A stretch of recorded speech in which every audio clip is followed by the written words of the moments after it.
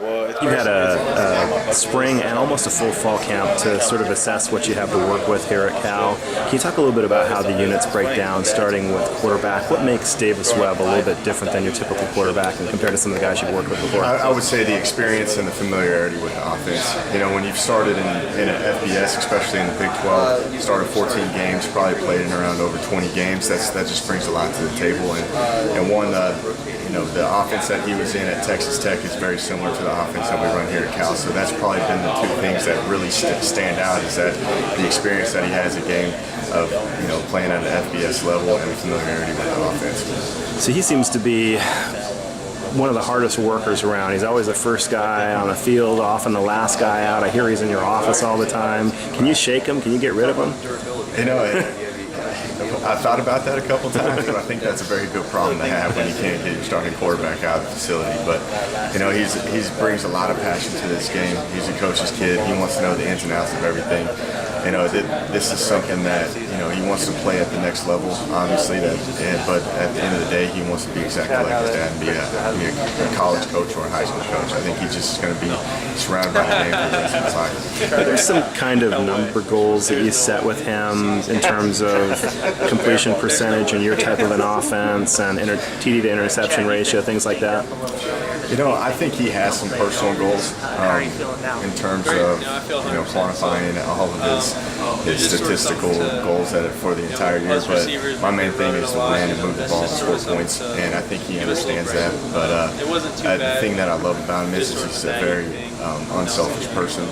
All he cares about is getting the ball in the end zone. So if we have to run it every single snap, then he's going to run it every single snap. He really likes to be surgical with his drives and make sure that he's taking what the defense gives him and just moving the ball efficiently.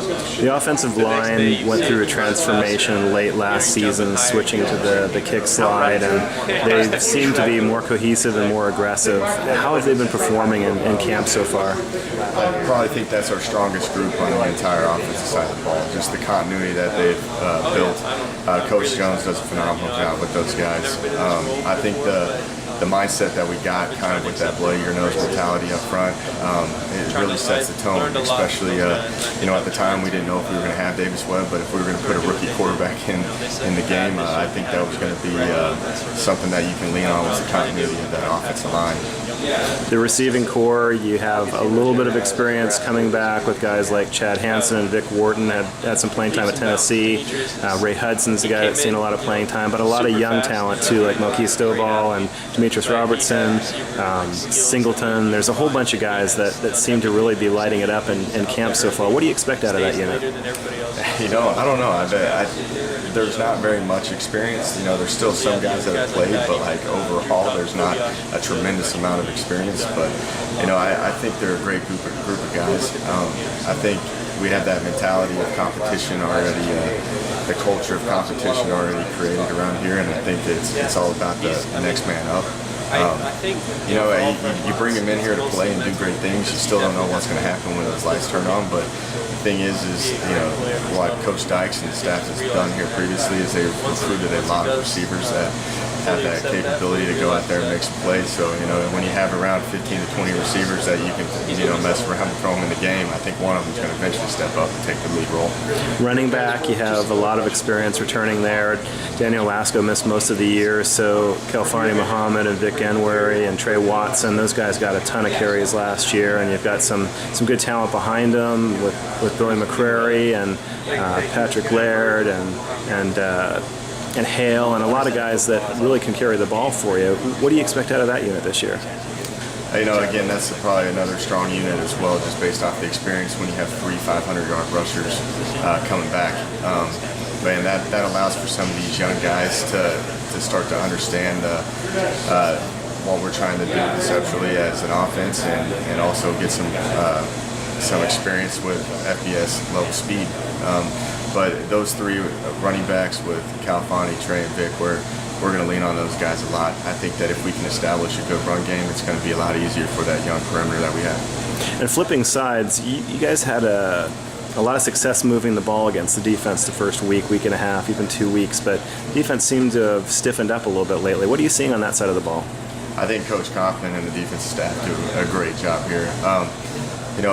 normally at the beginning of fall camp, the defense is going to be very base and try to just get good at their base packages, and then as fall camp goes on, they get a little bit more multiple, and they're working all sorts of different looks.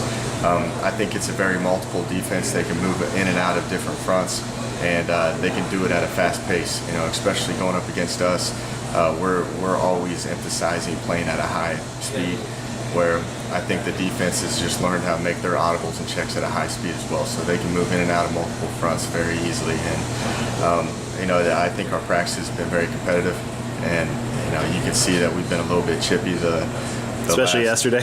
Especially yesterday, which we've all saw the emotions kind of all get thrown out there on the middle of the field, and a lot of fights. But that's just part of the whole process of fall camp. We're tired of hitting on each other. We know the defensive checks, they know our offensive checks, and it kind of turns into a cat and mouse game. But I think at the end of the day, these kids are ready to get on the plane and go play Hawaii. Does that make the upcoming trip, leaving tomorrow, all that more exciting, knowing that you're that much closer to being able to hit somebody else instead of each other? Oh, no question.